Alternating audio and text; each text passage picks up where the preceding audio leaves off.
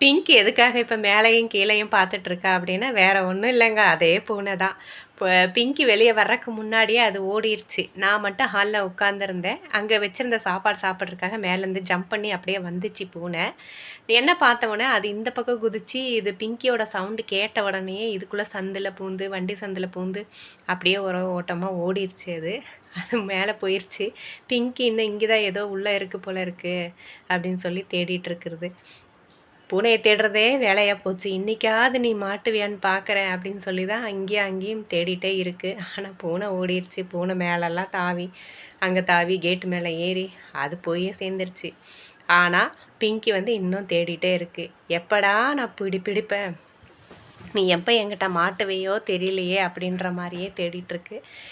அது எங்கே அது போயிடுச்சு. அது போன வழியில் போய் அந்த ஸ்மெல்லுக்கு பிங்கி வந்து தேடிட்டு இருக்குது. இன்னும் கடைசி வரைக்குமே பிடிக்கவே முடியல.